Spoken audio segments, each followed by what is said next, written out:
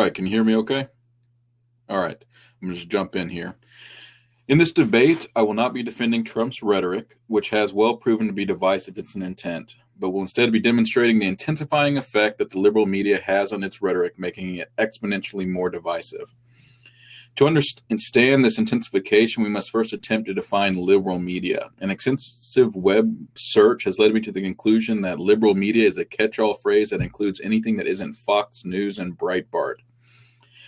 Such a definition isn't really conducive to a debate, so I'm going to introduce a definition that I believe will be non-controversial. Liberal media is any media that offers a partisan opinions and analysis rather than just reporting the facts. This definition and the following arguments will apply equally to right-leaning news outlets as to left-leaning ones.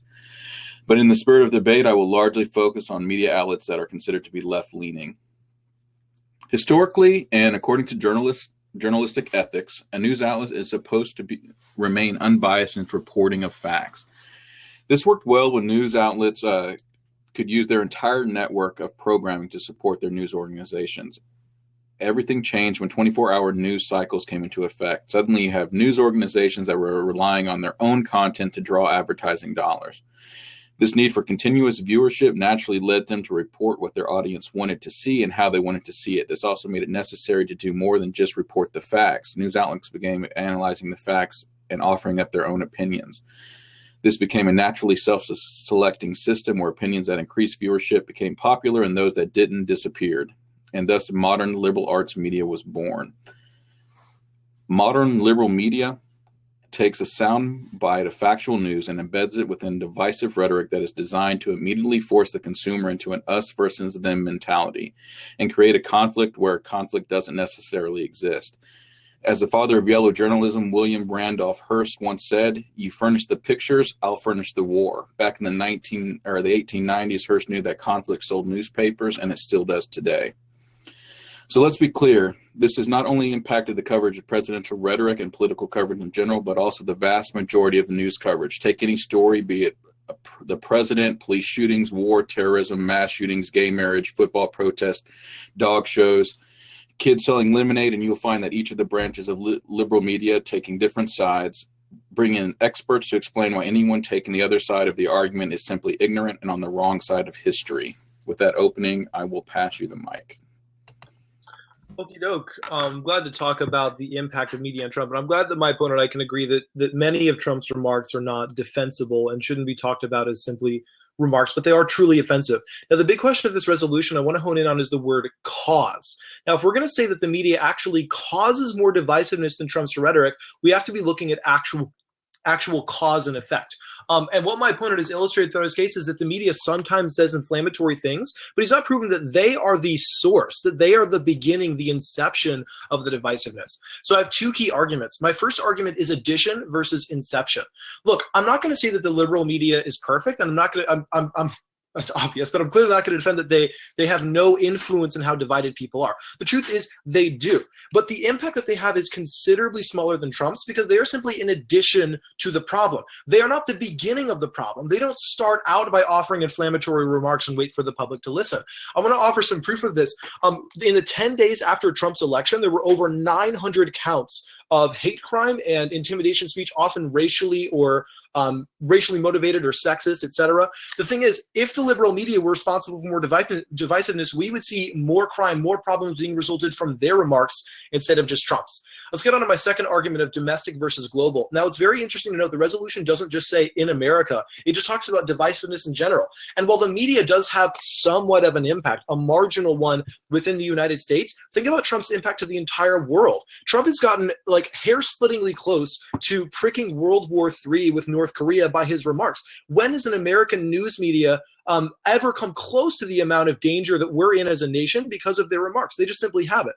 So let's not step away from the resolution. The resolution isn't asking us if the media has any influence on dividedness. I think they do. And the fact that they're monetized is going to influence the fact that they're sometimes going to sensationalize stuff because we know how news works. But the reality is, when you're looking at the source of these comments, the media has a filter. They're not allowed to swear. They're not allowed to stand up and say, we hate this person. They're not allowed to do half the stuff that Trump has already willingly done. So let's step into my arguments against my opponent's case. Look, much of his argumentation doesn't really prove the rest. He's saying that the media does sensationalized stuff and that they're monetized. That's all true. But the question is, who's a bigger contributor? My first response is then versus now. If the media was always the biggest contributor, we would have seen as much dividedness before Trump as then after. But the truth is we've seen way more dividedness after Trump because his remarks are unique from other presidents. My second response is filters versus unfiltered. Look, I'm not going to say that the media can never say something wrong. Absolutely they can. But the media at least has a filter. They have limits on what they can say. They have limits on who they can, on the words they can put on, the ideas they can project. Trump has no filter. He's criticized virtually every class of people. He's sworn. I mean, he's made offensive remarks to women. There's nothing that Trump hasn't done. All right. I'm going to just address your arguments here. First off, you said that as influence goes, the media's influence is smaller than Trump's. To me, it seems odd to say that the media's influence is smaller than Trump's because Trump's sole outlet for his influence comes from the media. Let's take throughout his election, all of his rhetoric, how much coverage the news media give Donald Trump. So then people wanted to see him. The news media gave him that platform. It wasn't what he said. He could have said it without being covered, and it wouldn't have made any difference. So because the news media decided that its viewers wanted to see it, it didn't matter what he said, they were going to show it. So it happened to be that what he said was exciting, and so they made an argument when they decided that they were going to show their viewers what their viewers wanted, and then they were going to bring on people to comment on the Trump. So you had the one aspect of the liberal media saying everything Trump is saying is good. You had another aspect saying everything that Trump is saying is bad. So you created this divisiveness where people could go from one view they want or the other. To say that Trump's influence is greater than the media's, Trump's influence wouldn't exist if not for the media. This has happened through Trump's entire career. We don't know we wouldn't know who Trump was if it wasn't for the media. So then you want to go on and say that Trump's divisiveness expands beyond the United States. I mean, to bring up North Korea, to say how close we've come, to me, that's the only reason that we think that we've come super close to having a war with North Korea is because the liberal media has said, look how close Donald Trump has come to starting a war. He has called the leader of North Korea Rocket Man. He has done these things. The reason we know about this, the reason that North Korea knows about it, the reason that it's so sensationalized is because the media has built it up. You say it's only because if Trump said it. If Trump had said it and no one reported on it, it wouldn't be a sensation. The fact that Trump said it and the media took it and the media has come in and said, look, here's Trump criticizing North Korea. We have one group that says Trump is criticizing North Korea. That's a bad thing. It's leading us so much closer to global war. Then another group saying, well, this is good. The only way that we're going to be able to stand up to North Korea is by taking this hard line. So we have a divided population of people who generally thought North Korea was bad. Now we're divided on the best way to handle North Korea.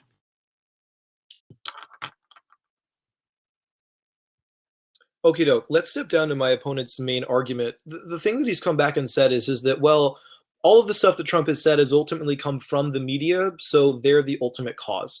I want to offer one overarching response to this argument you can remember as the flashlight principle. Now, I hate to use a crude example, but if someone stepped in on me late at night, naked in my kitchen, eating cookies, walked in with a flashlight and shined it on me, I wouldn't say, oh, well, look at your flashlight. It's causing all of these problems and embarrassing me. It's the real problem. It's what we should blame. Everyone would say that that's ridiculous. Simply pointing out something is different from being the cause of the problem. My gluttonous habits or my occasional lack of attention to basic standards of social decency in this case might be the issue, but we wouldn't say that the flashlight is to blame. And that's essentially what my opponent has done. He said, well, because the media talks and tells the public that Trump did something horrifying, they're the cause of more social division than Trump. The flashlight isn't more of a cause to the problem than the person doing it. And we have to remember what the first cause is to remember that. My second response is public speeches. First, no, not everything Trump says has to come from the media. Trump has given several public speeches. Remember his original campaign speech where he entitled Mexicans as rapists and criminals? That wasn't something that of course the media talked about that later, but are we seriously going to say that the vast majority of the division, everyone was fine with the first speech. Everyone was like, oh yeah, Mexicans, we already knew that they were rapists. We agree. We're all racist. That's fine. And then the media started talking. They were like, wait a second, let's start dividing up and forming political parties. No, that's not the way it happened. The media is reacting to the division. They are not the ones sourcing the division. My last response here is listen to North Korea. Now, my opponent has a very strange response to North Korea. He says, well, this is actually just what the liberal media is trying to shove down our throats. They're the ones telling us that we're on the brink of death in World War III. No. Listen to literally what came from Kim Jong-un. Listen to Pyongyang. They're the ones who have already said that they are on the brink of destroying the United States. So very clearly, it's not the media creating this problem. It's not the media lying to us. It's really easy in American society to put all of our problems on some agency besides our leader, besides the one who should be responsible for these problems, but it's not really accurate. We know that the media isn't purely responsible for the division. I'm not going to say they can never sensationalize, but let's think about the original problem. My opponent doesn't respond to the argument about addition versus inception. Adding to something, a little bit is very different from beginning it. Trump gets the ball rolling. He lives on division. It's what's made his campaign a success. Let's not pretend that somehow covering him and shining a flashlight on his remarks is worse than actually saying them. So I like the flashlight principle that my opponent's brought up, but I don't think it does exactly what he wishes it would do. Now let's take his example. Say the news media is covering him being discovered eating a cookie now at midnight. So that's reporting the facts. That's what it should do. This individual ate a cookie at midnight. Instead, the news media takes that image, shows a picture of him eating a cookie, gets a health coach to come on and go over why this individual shouldn't be eating a cookie. They take opinion, they use editorialization, that to intensify the flashlight. So then another news media group takes a weightlifting coach or someone who's liberal about eating policies and has a different opinion that says, you know what, it's perfectly fine for an individual to have a cookie at midnight. So you went from this fact, now the media has brought in experts, given opinion pieces and said, hey, what this person has done wrong. So a news media outlet should not shine the light on an individual eating a cookie and saying that this person has done something wrong. But what happens is the liberal media will bring in somebody to say, look at what this person's doing. They are doing something wrong. That's not the media's job, and yet that is what the liberal media does. Now, someone is going to look at that picture. They're going to feel like, oh, that person's doing something wrong. Hey, look, there's this group over here that makes me justified in what I'm saying because they're saying it's right. And this other group who says what he's doing is right, oh, they're wrong. So when you're talking about that addition doesn't make a difference, well, of course it does. Whenever you shine a light like that on the facts, you can give what Trump's saying the facts, but then when you bring in people to say what is Trump is doing now is wrong, and here's why he's wrong. So the addition then makes that fact more than what it is. They have decided that, okay, this person is doing this, so now we're going to tell our viewers whether or not it's right or wrong. So we're going to amplify their opinions on what this fact is. This is the correct thing that a president should do, and here's why it is. Anyone who doesn't believe this, is the them. So now we have the people that agree that what this person is doing, that with the additional reporting that we've done, we have now gone from, besides just shining a flashlight on the facts, to intensifying it, making it a spotlight, making it a stage where we have people coming in telling a person that what they see is wrong. If they believe it's wrong, they're perfectly justified in believing it's wrong. And guess what? We're not going to actually give them the other side either, because that's on another news channel. And if they want to go and see what the other side is, but who wants to step out of their echo chamber when they're being told exactly what they think, that's a certain incident that's being spotlighted is wrong, they believe it's wrong, and they're telling that they're justified in believing it's wrong. Okay, so my opponent has said, he's given a couple anecdotes explaining how the media hypothetically could amp things up and make it worse, but he's not actually giving anyone here listening impact calculus. In other words, he's not analyzing the net sum of what Trump says versus the net of what the media does and showing how what the media does is so obviously larger. So let me give you 5 different layers of distinction that will make this debate relatively simple. The first is indirect versus direct. Everything that the media does is a reaction to what Trump does, meaning that after Trump's words have already divided people and already made people upset, then the annoying pundits come on both sides and start offering up, start waxing on their political agendas, trying to get a few extra followers on Twitter. Everything that the media does is reactionary. It isn't the inception, it's the addition. That's the layer that says, hey, what they're doing is not as severe. My second layer is filters versus no filters. What we mentioned before, the media has some filters on what they can say. They can't swear, they can't demonize people. Saying something racist on television is going to get you in a lot of trouble. Trump can say it and no one stops him. He's allowed to give as many speeches as he wants defending Nazis, saying that there's plenty of good people within the group. Trump doesn't have a filter on what he says, and what he says is always going to be more divisive. My third layer is domestic versus global. While the media's influence is limited to our borders primarily, Trump has already had influence on North Korea, something my opponent doesn't respond to. It wasn't the liberal media making up the fact that Pyongyang wants to destroy us. That's a fact. It came from Kim Jong-un, who said he was ready to destroy us. He didn't just wait for Fox News, or he didn't wait for MSNBC to come on to form that opinion. He watched Trump speak himself. He's directly quoting Trump's remarks within his own speeches. If what my opponent is saying is to be true, then the most division we should see should be coming from the media. We should see North Korea, we should see France, Italy, all the other countries that are upset at Trump. We should see them furious with the media instead of Trump. But the truth is that's not the case because they recognize the direct source of the problem. My fourth layer you can write down is empirics versus no empirics. I know this is a little bit technical, but bear with me. If the media was what was truly the most divisive, why was America significantly less divided 6, 7 years ago than it is now? We see way more racial tension than we ever did before. Just within the first 10 days of Trump's presidency, we saw 900 acts of hate crimes, often racially motivated, attacking minorities, etc. Why is it just Trump? Why is it his presidency? Because the media has been around for a while. Why is it just now that we're seeing this level of division? And my last is fewer versus everyone. Look, the media is divided up into a bunch of sections. Everyone's going to watch their own political channel, and they're already going to be bent towards that direction. But everyone sees Trump. And that's what makes Trump's influence so broad, because everyone has to listen to what the president says. It's really hard to get away from it. His influence is always going to be bigger, broader, and way more divisive. So these 5 layers illustrate, we've seen through filters versus no filters, indirect versus direct, domestic versus global, empirics versus no empirics, and some people watch versus everyone, that Trump is way, way more divisive. Okay. I guess I'm going to try to address all these 5 layers. I don't know if that necessarily, I may lump a few of them into 2. I've already spoke to him about his reactions versus inceptions. So again, I want to point out that when it comes to Trump, the liberal media does provide reactions versus inceptions, but also when it comes to any news outlet, I mean, they report on what has happened. So it isn't just Trump that they react to that and then cause division.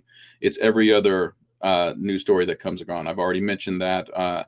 So he's focused on Trump when he's making the argument, again, this is going to expand in fewer versus everyone. So the liberal media is going to cause divisiveness in every single story, not just the story that is brought about by Trump. So yes, Trump may cause some rhetoric, or his rhetoric may cause some divisiveness. And then the media will report on that and make that divisiveness for us. But then the media is also going to report on every other story and then create divisiveness where divisiveness doesn't exist because people have never heard of the story before. And this is going to come on to, he's talking about, that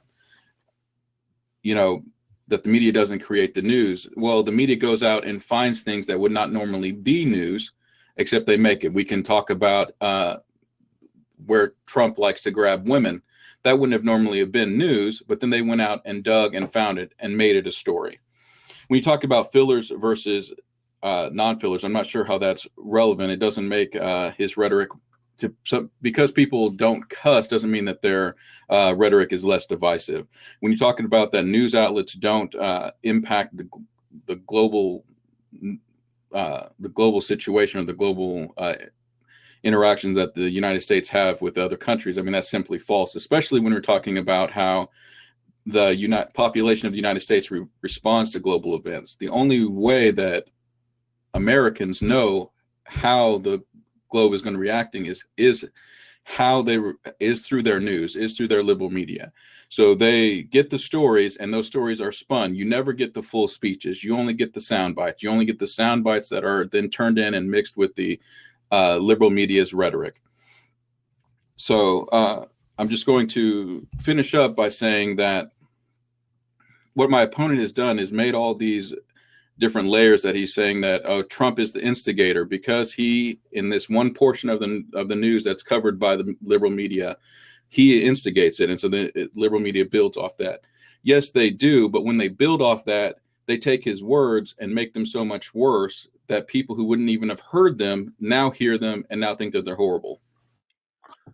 Okay, so let's understand what's happened between the last two speeches. What I began by saying is we need to be looking at the net division. We need to be analyzing which side is more responsible for division in America. It's not enough for my opponent simply to say, well, the media sometimes hyperbolizes things, or occasionally they take it a step too far or twist someone's words. We need to be looking at which is a more responsible party for the division in America. That's what I've suggested and argued about since the beginning, and my opponent seems to agree, but he just comes back to the same anecdote. Well, the media makes it worse. We haven't gotten to any layer of calculus, any layer that explains that what the media does on balance actually creates more division than Trump. I want you to remember this from the beginning to the end, regardless of which way you vote. We know that America is significantly more divided now than it was 10 years ago. And the big question is why? The liberal media has been liberal for a while. It wasn't like every single news media in America that was left-leaning suddenly appeared at the rise of Trump. That didn't happen. If they've been around for so long, why are things so much worse now than they were 10 years ago? We know why. Because there is a uniqueness to Trump's presidency. There is a uniqueness to his remarks, and pretending as if they're really not the problem. It's more just how people talk about them, I think is very blind to reality. Now, he says first he's not really sure what I meant by filters versus no filters. Okay, my response is Bill O'Reilly versus Donald Trump. Bill O'Reilly acts in a misogynistic way, he gets sacked. Donald Trump acts in a misogynistic way for decades, intentionally, lauds himself doing it, and gets to be president. Are we really going to pretend as if the liberal media is just as bad as Trump? Because, sometimes they hyperbolize things. The liberal media is not allowed to act in nearly the same ways that Trump is because they have jobs on the line. They have standards they have to meet. They have codes that they have to fulfill. And if they cross the line, if they say the wrong thing, imagine someone saying something really racist on television. We know that they're going to get sacked the next morning. There's not even a question. But there is that big question with Trump. We're not able to impeach him on the stuff he says. The media has filters. Donald Trump has no filters. He's a more divisive character. Honestly, on all the rest of them, with the domestic versus global issue, my opponent can't simply say, well, because the media ended up reporting on Donald Trump's remarks, well, therefore they're more responsible for the division. As we said before, shining the flashlight on someone's remarks, on someone doing something wrong, doesn't make you responsible for their wrongdoing. It doesn't mean that you are the source of the action. The only way to prove that the media is more divisive than Trump is to look at the media's independent actions, meaning after they're done reporting on his words, the edge that the tiny little spin they put on it, is that really worse than stepping forward and calling Mexicans rapists and criminals? Is that really worse than joking about women, condescendingly having their period like he did during the presidential debates? Is that really worse than condescending to minorities? Is that really worse than saying that there are good people within the Nazi group? Are we really going to pretend that the media is more responsible for this division or not? I think the 5 layers that I've given illustrate that Donald Trump is the source of the problem, and thus he is the problem. All right, I'm going to respond quickly to a couple of his last points and then do my closing statement. He made the argument that we are more divided now than we have ever been. I mean, we didn't become divided overnight. And if the viewing of Trump's rhetoric and the way that the news media has broadcasted and presented it has led to the more divisiveness that we've seen, then it is clear that it's made things worse. And the definition of making things worse is making things more divisive. And when it comes to media, okay.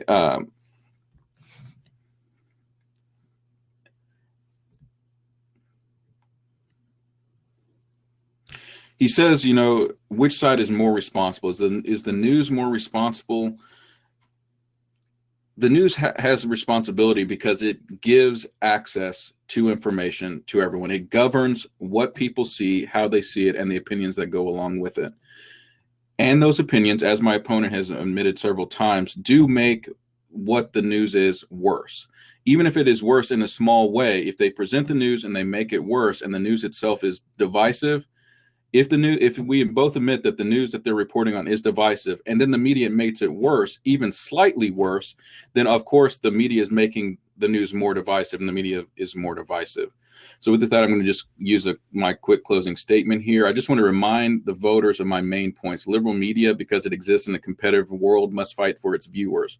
Its only weapon is creating stories that people find interesting. And as I pointed out before, conflict has and always will sell the news.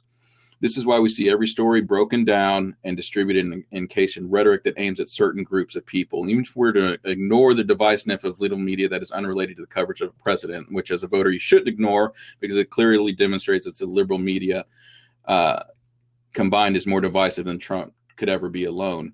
But even if we were to ignore it, the liberal media will always be more divisive than Trump. Here I want to reiterate that the voters, I'm not defending the idea that Trump's rhetoric is not divisive. However, I believe I've demonstrated clearly that no matter how divisive the president's comments have been, it is the liberal media that has taken those comments as sound bites and quotes and added commentary, opinions, analysis to make things much worse. Trump's rhetoric may be, in some cases, enough to drive a wedge between groups of people, but every single story, every guest commenter, every front-page headline is a hammer blow that on that wedge, driving it even deeper until the population is just splintered, like that many pieces of firewood. I just want to ask a question real quick. Are you saying that because the media increases dividedness at all, that they are more divisive than Trump? I mean, that seems pretty clear that something that if you take something that's divisive and you make it worse, then obviously what you're presenting out to the public is more divisive. So if you take something that's bad, you make it worse, and then you pass it along, then obviously what you're giving the public, what you're giving the consumer is worse than what you originally got. So the media itself takes in the information, takes in the facts, looks at it, spins it, makes it worse, and then spits it back out. They are and causing more divisiveness. Okay, not to be a grammar freak, but my opponent is misunderstanding what the burden of the resolution is. As I've said, net division. Look, this is the same thing as before. The liberal media causes more divisiveness than Trump's rhetoric. You can't simply say because the liberal media in some way contributes to the division that they are more divisive, that they are more of a cause of divisiveness than not. It's like if we said, I gave my opponent $1, therefore I'm more responsible for his bank account being big than he is. Just because we've added a tiny little sliver doesn't mean that we're more responsible or that we've caused that we are the most responsible for the amount of money that we have. As I said, we have to look at what is more responsible for the division at its core. We can't, I mean, the resolution, he's rewriting the resolution, guys. The resolution would have to say the media can increase division. That would be the resolution that says any increase at all pro-wins. But this isn't. We're comparing two things and asking which causes more division. Is it Trump's remarks that are more responsible, or is it the liberal media's remarks? So let's step down into what he said. I want to give you a few tests to measure this resolution. I'm not just going to offer you anecdotes or personal stories or examples of how the resolution might be false. We can already test real-world data to know whether or not it is. The first is the empirical test. This says, look at the way we are right now. Has the resolution been true over time? And the fact is, we've had the liberal media around for a while. We've had presidents left and right before, and we know that things are more divided than ever. I even dropped in a study from Pew Research talking about how America is more divided along party lines now than it ever has been. And we know this. We've seen it around. We're entering a new age of controversy and strife. And it's not because the liberal media is as liberal as they were before. The media has not substantially grown into this just paragon of hatred and anger that wants to rip America apart. Donald Trump's remarks have their uniqueness. They have divided people. And I want you to look too. The media hasn't inspired 900 hate crimes. The media hasn't been responsible for this massive spike of crime that we saw just 10 days after Trump's election. If the media was more responsible, why are we only seeing it now in this presidency? Why is it that the media has only decided to do the stuff that they're supposedly always doing within this strain? The fact is that they haven't. It's Trump who's always been more responsible. Let's look down to the second test. Like I mentioned before, direct versus indirect. Just because the media reports on Trump doesn't mean that they actually cause more division. Hence my very first argument. We have to focus on what is a cause of the division. Simply shining a flashlight on the problem doesn't mean that you are the source of the problem and you are the cause of it. The only thing that my opponent can really wager in this debate are the occasional, semantic hyperbolizing that the media does, but he hasn't outweighed this over Trump's remarks. The media hasn't inspired World War III. The media hasn't gotten another country to the brink of saying, we want to annihilate you into the dust. We've already seen from the empirical test, just extend all of the other arguments. On balance, the media is not as responsible. Trump has